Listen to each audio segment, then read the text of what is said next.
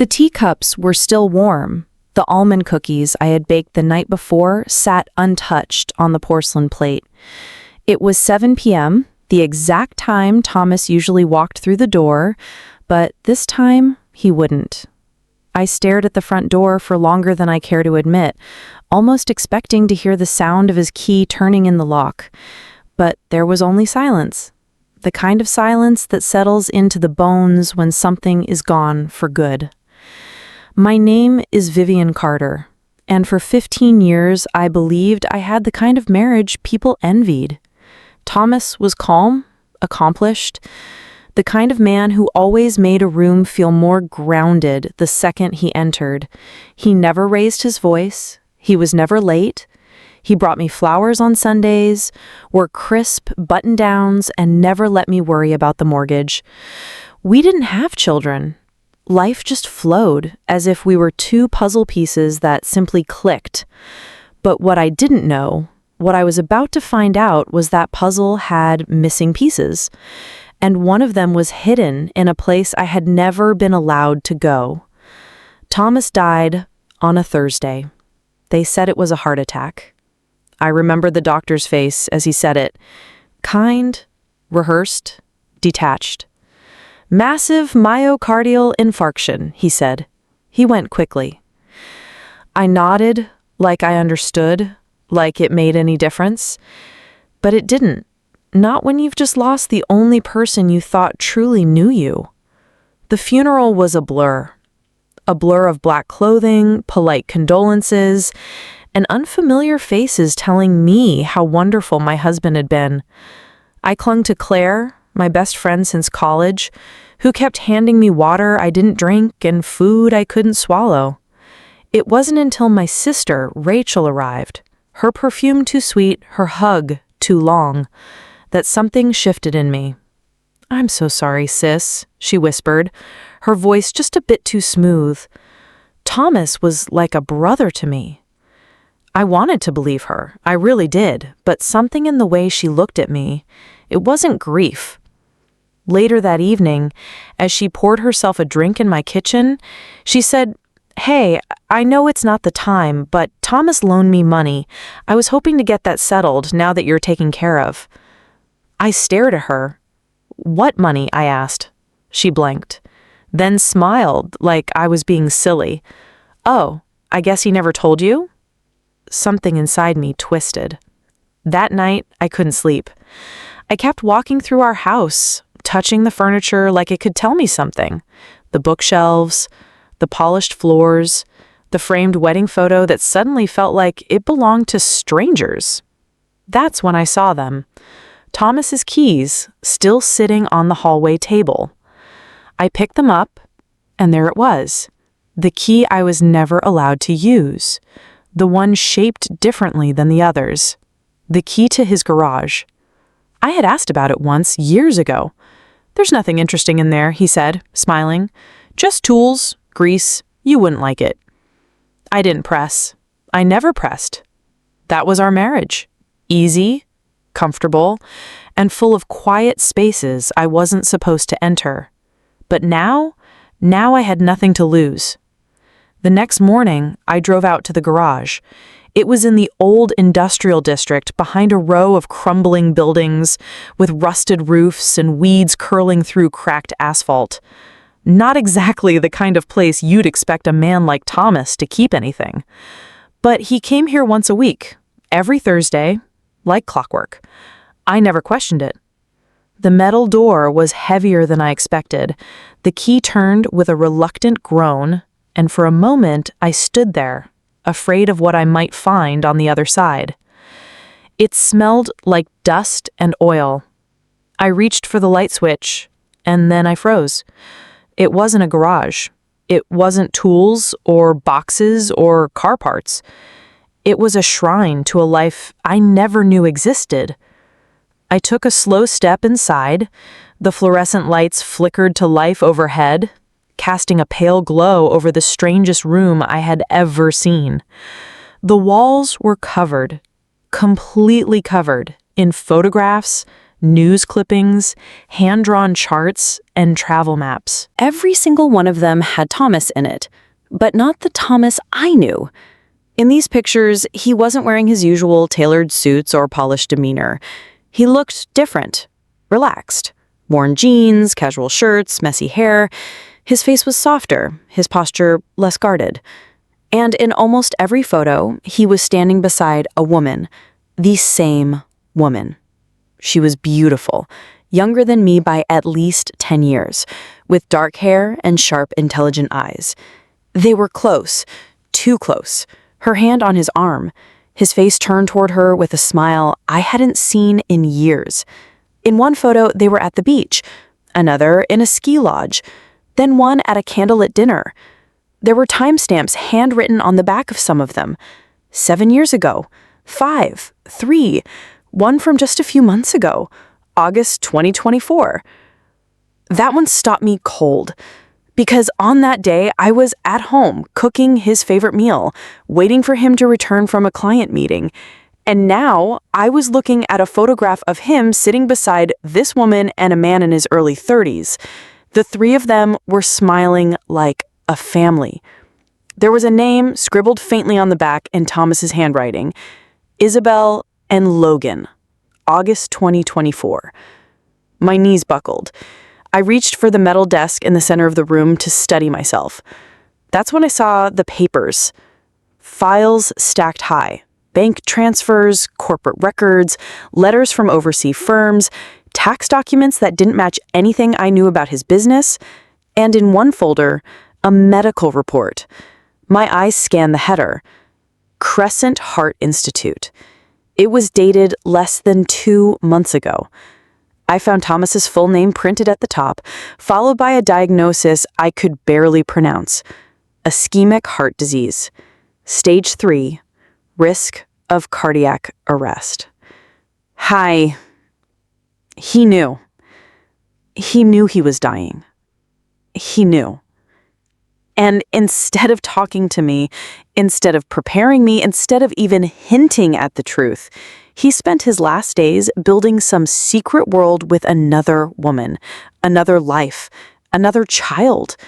Because that's what the young man in the photo had to be, their son. My stomach turned. 15 years. 15 years. I stood by him. And now the man I buried wasn't my husband. Not really. He was a stranger who had looked me in the eye the night before he died, handed me a velvet box with a sapphire necklace inside, kissed my cheek and told me, "You're the only one for me." I staggered back toward the door. I couldn't breathe. My chest felt tight, my mind spinning. What was I supposed to do with this? Who even was I now? A widow? Yes, but of whom? That's when I heard it. Footsteps. Soft, hesitant, like someone didn't want to be heard. I turned around fast, heart slamming against my ribs, and standing in the open doorway was the young man from the photo. Same dark hair, same sharp jawline, same intense, unreadable eyes. His voice was calm when he spoke, but my pulse pounded in my ears too loudly to really absorb the words at first. "Vivian Carter?" he asked. I didn't answer. "I thought you might come here. I'm Logan Myers," he said, stepping inside slowly. Thomas Carter was my father. And just like that, the floor disappeared beneath me. I don't remember what I said first. Maybe nothing. Maybe I just stood there, gripping the edge of the desk like it was the only solid thing left in the world. Logan stepped forward, calm but cautious, like he knew this was fragile territory. I stared at him, not just seeing him, but searching. There was no doubt. His eyes, they were Thomas's. Same intense gaze, same silence that said more than words ever could. You're really his son?" I finally managed to whisper. "Yes," Logan replied without hesitation. "And I'm sorry. I never wanted you to find out like this." "How long did you know about me?" I asked, my voice barely above a breath. "My whole life," he said, with no trace of apology. He didn't tell me much, only that he was married, that you didn't know about me. He kept us very separate. My mother, Isabel, respected that. She never wanted to interfere. But after she passed away last year, things changed. Passed away? So now she was gone too, just Thomas. I sat down in the dusty chair near the desk. My legs couldn't hold me up anymore. Why are you here? I asked. Why today?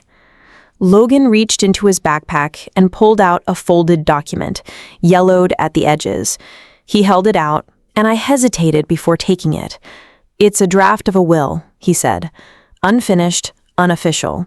My father gave it to me 2 weeks before he died. He said the official one would go to you, but this was just in case. I unfolded the paper, and there it was. Thomas's handwriting, steady and familiar, looping across the page like it always had on birthday cards and dinner notes. It wasn't notarized, just scribbled lines dividing assets. Mention of Logan, a reference to a company I'd never heard of, Mercury South Holdings, and one more thing. Access to remaining documents secured in office vault. Code link to personal item gifted to V. I froze. Personal item gifted to me. The necklace. The sapphire necklace he gave me just 2 nights before he died. That wasn't just a gift. It was a key. I touched my collarbone instinctively, though the necklace wasn't there. I had left it at home, tucked in its box because it felt too heavy to wear. Now it felt even heavier. What is Mercury South Holdings? I asked, still scanning the document. Logan took a breath. One of his private firms, not public, not on paper. He used it to move money internationally. After my mom died, ICE started digging. There were transfers I couldn't trace, offshore accounts in my name I never opened. I think he was trying to secure something for you, for me, for all of us. My mouth went dry. Why? Because he knew time was running out, Logan said quietly, and because he didn't trust the people he worked with. I looked up. What people? Logan's face darkened. He never said names, only that if something happened to him, someone would come looking for information, for leverage, for what he left behind. I leaned back in the chair, my thoughts racing. A second safe, a company I'd never heard of, a necklace that might hold a code, and a man I had loved for 15 years, who'd built an entire world outside of me. You're saying there's more? I said. That the will, the files, the photos, all of it was just the beginning? Logan nodded. I think he left things behind, not just for us, but to protect us. I stood slowly, my legs still unsteady, and looked around the room one last time. It no longer felt like a shrine. It felt like evidence and a warning. I need to go home, I said, voice thin.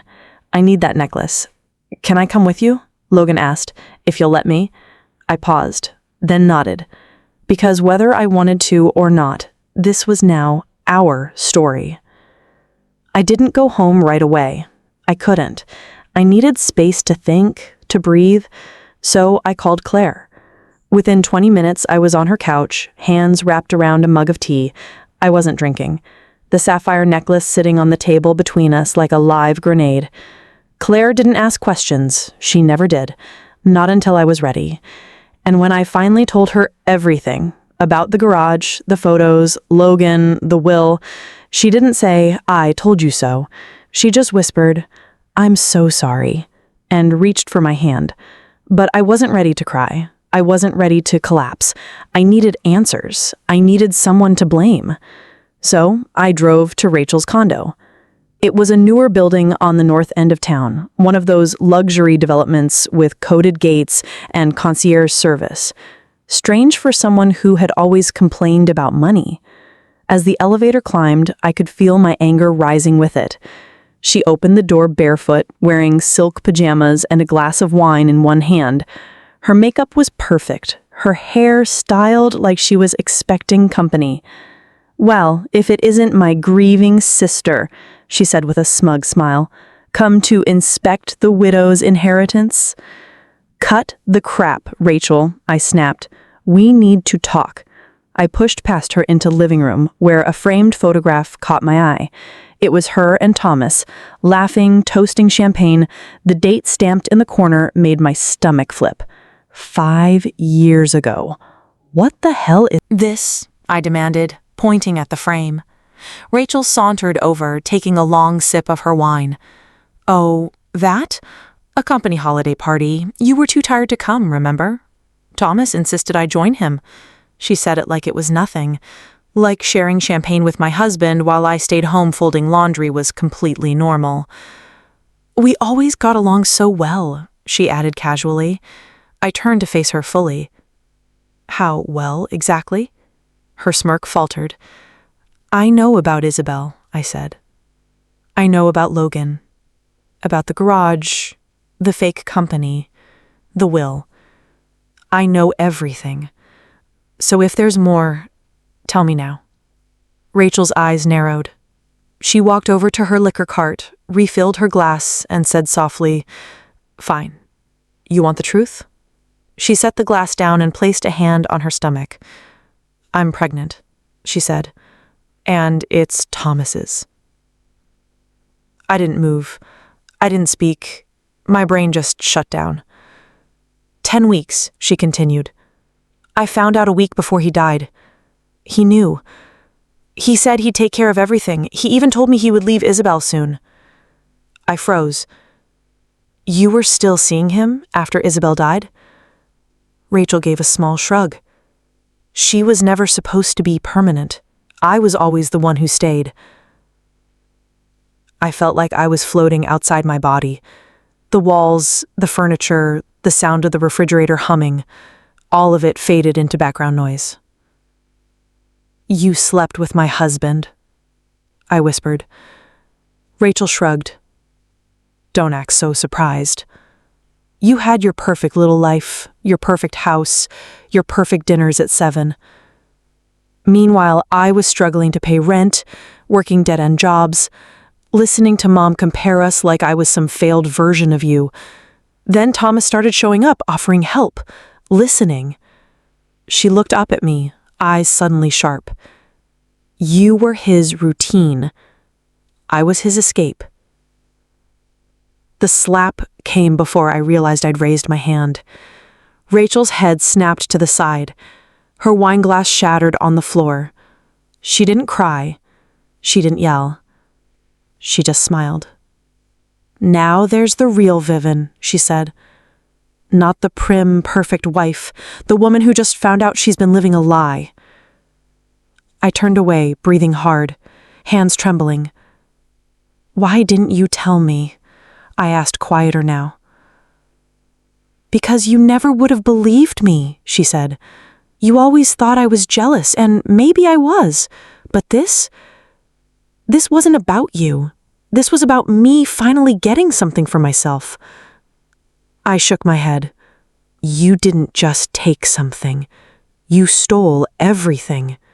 She walked closer, her expression suddenly unreadable. Say what you want, but that baby growing inside me?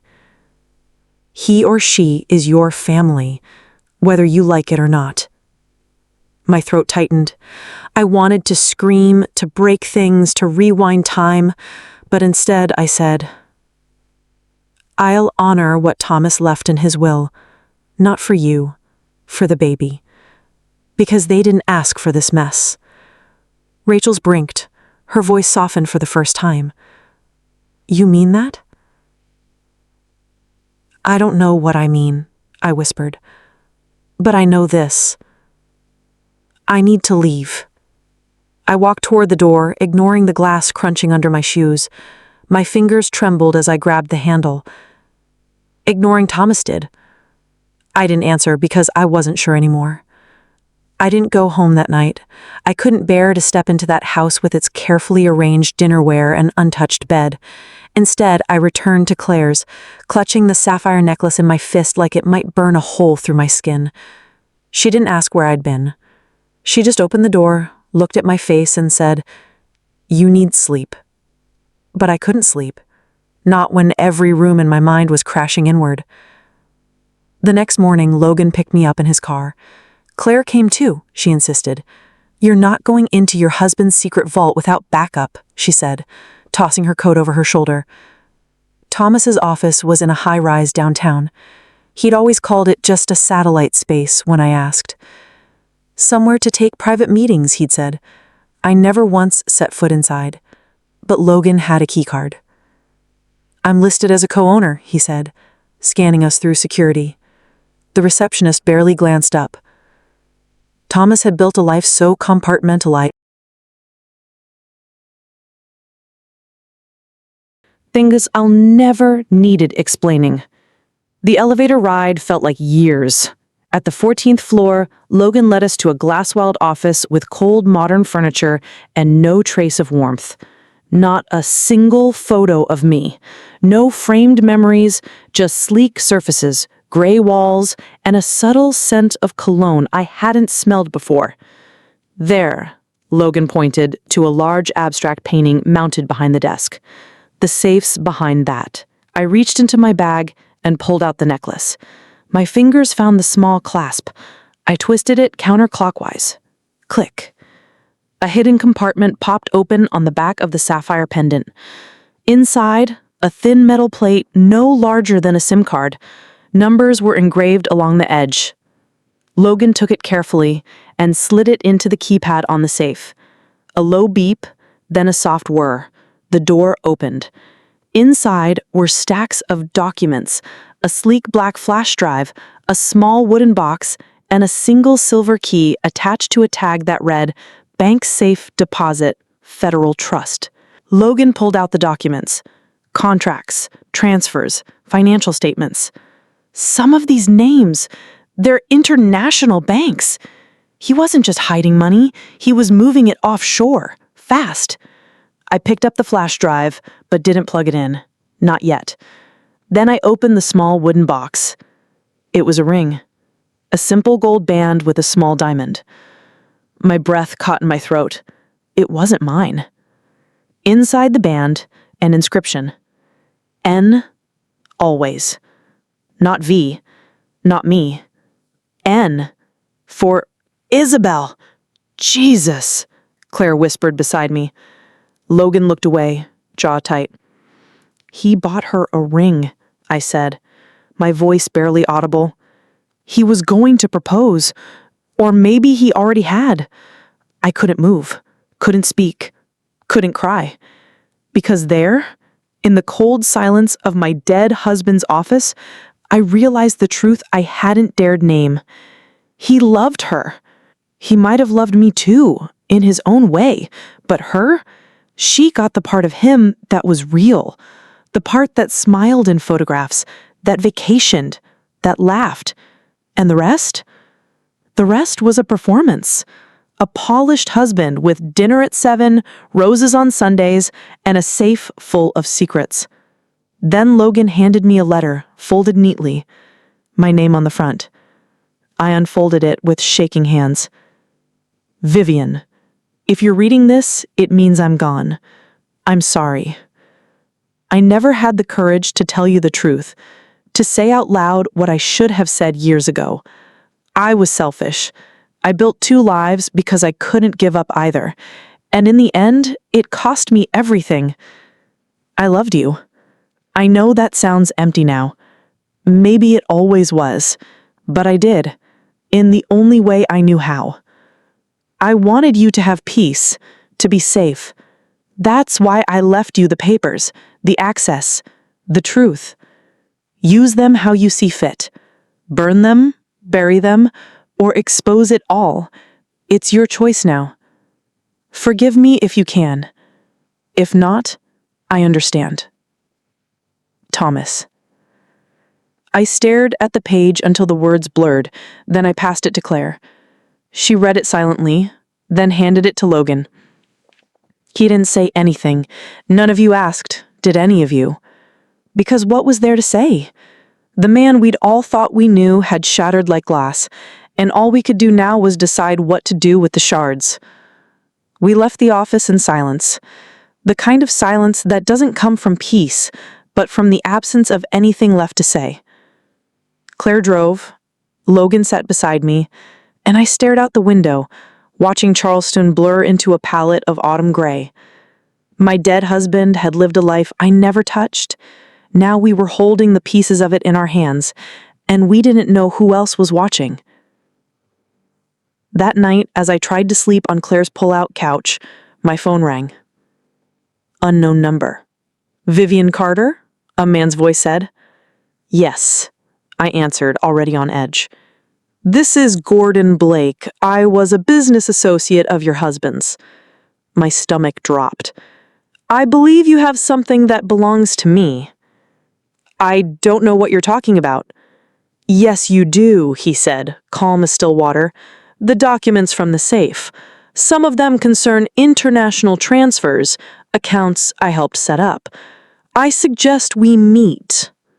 "I'm not meeting anyone." "You will," he said, "because the other people Thomas worked with, they're not as polite as I am. They don't ask." He hung up. I stared at the ceiling for a long time, heart racing. In the morning, I told Logan. His jaw clenched as he paced the room. "He contacted me too," he said. "But there's more. Last night, someone else called." He handed me a slip of paper. Victor Crane. He claims he's the original source of the funds Thomas moved. He said if we don't return everything by the end of the week, there will be consequences. I didn't ask what that meant. I didn't need to. Logan pulled out the silver key from the safe. "We still have the deposit box," he said. "Whatever's inside might help explain who really owns what." "But do we really want to open another box?" I asked, trying to keep my voice from cracking. "What if all it does is make things worse?" Claire sat beside me. "Then at least you'll know. Then not knowing it's what's killing you." She was right. So we made a plan. First the bank, then if things still didn't make sense, we'd find someone who could tell us the truth. Thomas had to have had a fallback, a contact, someone who knew what the hell he was involved in. That's when Logan said, "There's a name my mother mentioned once. Edward Holloway, Dad's old college friend. She said he was the only one who ever told Thomas the truth, even when he didn't want to hear it. Do you know where he is?" "I think so," Logan said. "Mom had his address in Savannah. She kept it in a box of emergency contacts." So we drove a 2-hour trip in silence, rain trailing down the windshield like streaks of memory. Savannah greeted us with oak trees and damp air and the kind of stillness that only old towns seem to carry. Edward lived in a tall brick house covered in ivy, like something pulled from a forgotten novel. He opened the door slowly. "You're Vivian?" he said without hesitation. "And you must be Logan." "You knew we'd come?" I asked. He nodded. "Thomas said, if it all comes apart, they'll find you." He stepped back. "Come in." Inside, his house smelled like paper and pipe smoke. Bookshelves lined the walls. A piano sat in the corner, untouched but polished. He motioned for us to sit, then disappeared into another room and returned with a sealed envelope. He left this with me. Edward said it was only to be opened if both of you showed up together.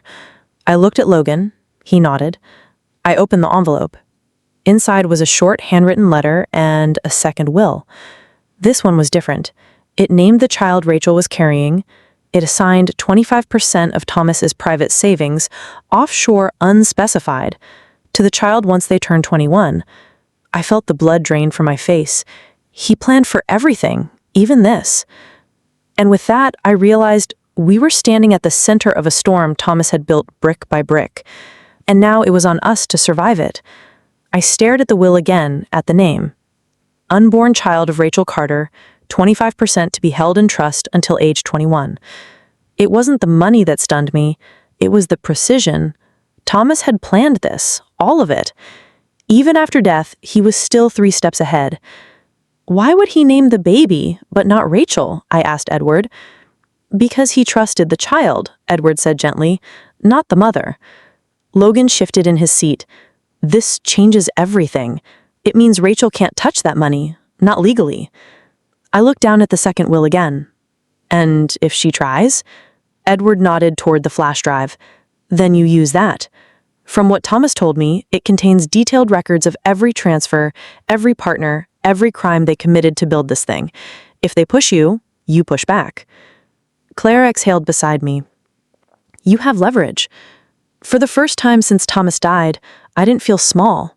I didn't feel like the woman who'd been lied to, cheated on, and left with broken pieces. I felt like the only one left holding the blueprint, and that was power. Logan leaned forward. Vivian, I think it's time we stopped reacting. We need to make a move before Gordon or Crane does. I nodded slowly. We go to the bank. We drove back into Charleston before noon.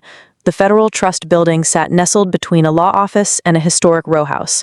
Discreet and unassuming, the kind of place You'd walk by 100 times without noticing, until it mattered. Claire stayed in the car. Just text if it gets weird, she said, and if they don't let you in, cry.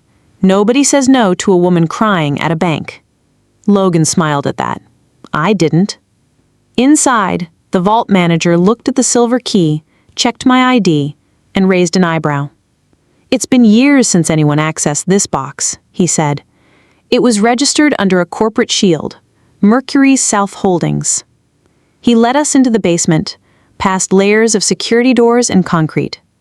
The air grew colder, the silence thicker, and then we were alone with the safe deposit box.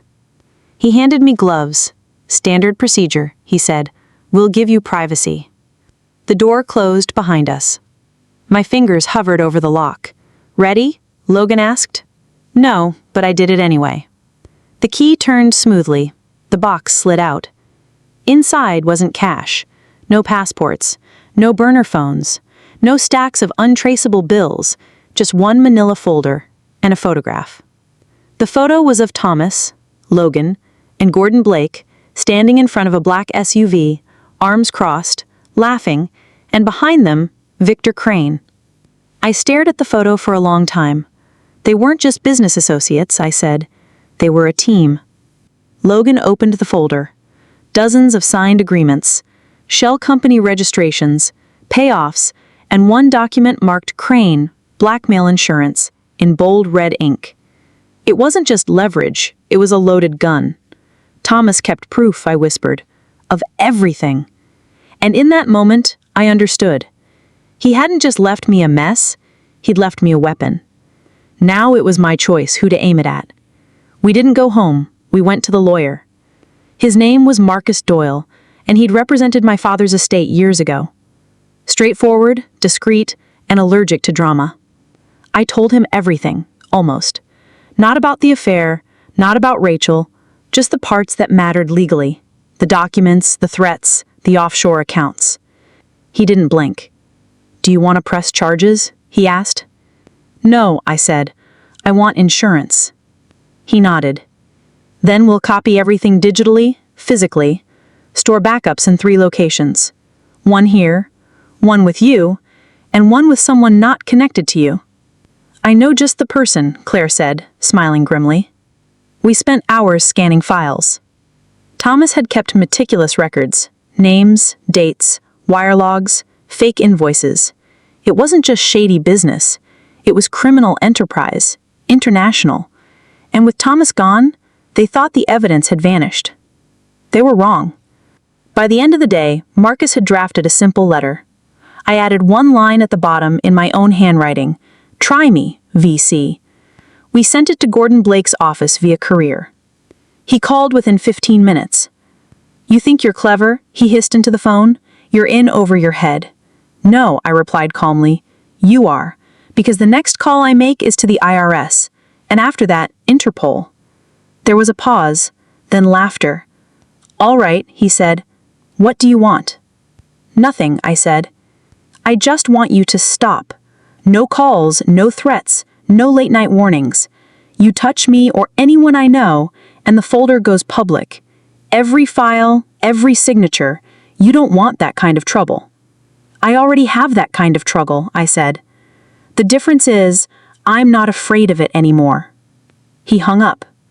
2 hours later, Victor Crane called. His tone was different. Smooth, polished, like a man used to charming his way through locked doors. Vivian, he said, like we were old friends. I've heard about your discoveries. I think we're starting off on the wrong foot. There is no foot, I said. Just your signature on a dozen illegal transfers. He laughed softly. All hypothetical, of course. I let the silence stretch. Then I said, "I know you think you can handle this, but here's the thing, Mr. Crane. I have no reputation to lose, no company to protect.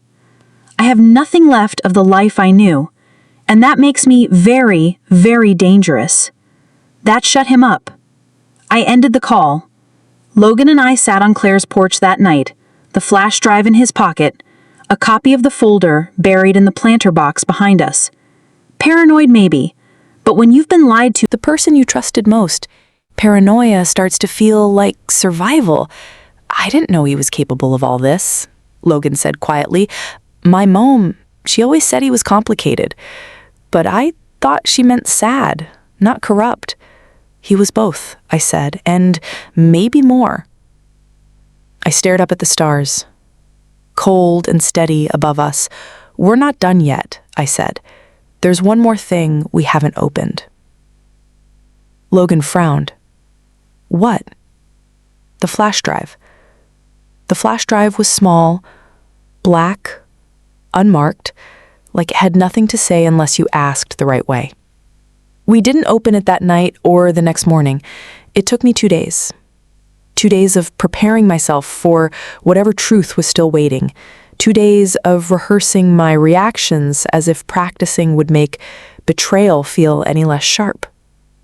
Logan sat beside me on the couch. Claire brought tea again. No one said a word as I plugged it in. A single folder appeared. For Vivian. Inside, one video file, dated just 10 days before Thomas's death. My fingers hovered, then clicked. The screen went black, then flickered to life. Thomas. Not the one I'd seen in wedding photos or seated across from me at dinner. This Thomas looked hollow, eyes tired, shirt wrinkled like he hadn't slept in weeks. He leaned forward. Vivian, he said, if you're watching this, it means I didn't make it, or maybe I ran out of time. He sighed and rubbed his face. There's no easy way to say this, so I'll just say it. You were never the one I needed to hide things from. You were the one I wanted to protect, but I waited too long. And now everything's closing in. He paused. There's someone you need to be careful with, someone you trust more than you should. My heart slowed. He looked straight into the camera.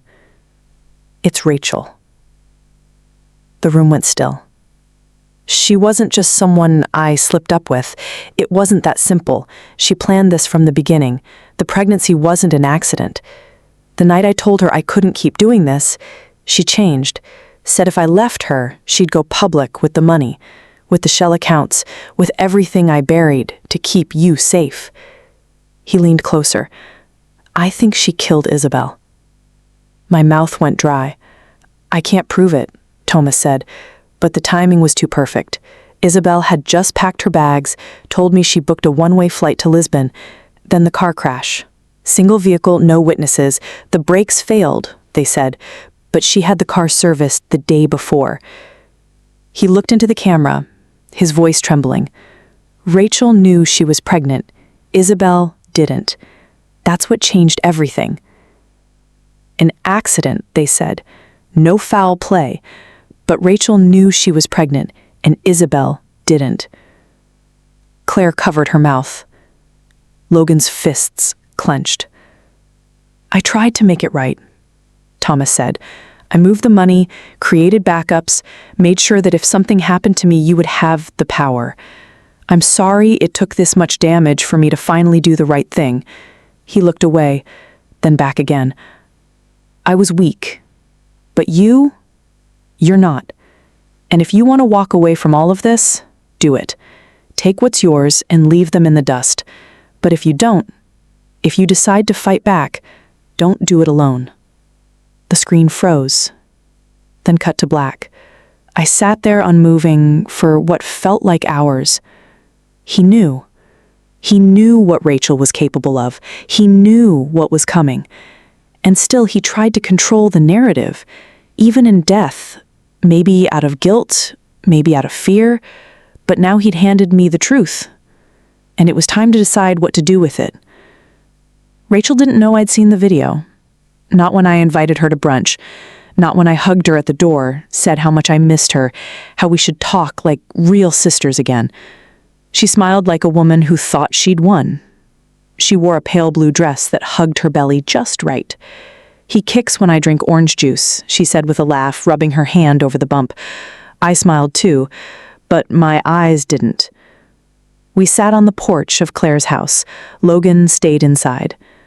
Claire poured sweet tea and left us alone. "I'm glad you reached out," Rachel said, folding her hands neatly on her lap.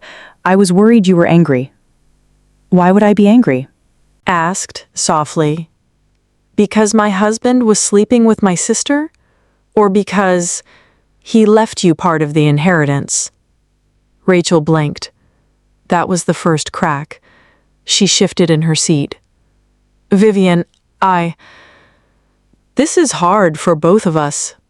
Thomas was confused, torn. "But he loved you." "No," I interrupted. "He didn't love me. He pitied me." Rachel flinched. I leaned forward. "And he feared you." Her face stilled. I placed the flash drive between us. Rachel's lips parted just slightly. "I know about the accounts, the manipulation. I know he was planning to leave you. And I know about Isabel." She didn't blink, didn't move, just said, "You can't prove anything." "You're right," I replied, "but I don't have to." She frowned. I stood up. "Because I'm not going to court. I'm not going to press charges. I'm not going to fight for some half-baked justice system to fix this." I looked her straight in the eye. "I'm going to walk away and leave you here with everything you thought you wanted. The money, the child, the lies." Rachel stood up too. "You think that scares me?" "No," I said, "but it will." Then I turned and walked inside where Logan was waiting. Later that afternoon, I met with Marcus Doyle again, handed him the flash drive, a signed affidavit, and one instruction. If anything happens to me, it goes to the press. All of it. Then I went home to the house I once shared with Thomas. It was quiet now. Still, I walked through each room, touching the backs of chairs, the door frames, the cracks in the floorboard we never got around to fixing. I opened the closet, packed one suitcase, left the rest. When I reached the garage, I locked the door behind me, not because I was hiding anything, but because I wasn't coming back. 1 week later, I boarded a flight to Colorado. Fresh air, new name on the lease, a tiny cottage near the mountains. No secrets, no safes, no more pretending. Just me, Vivian Carter, widow, survivor. Not the woman who was lied to, but the one who turned silence into power.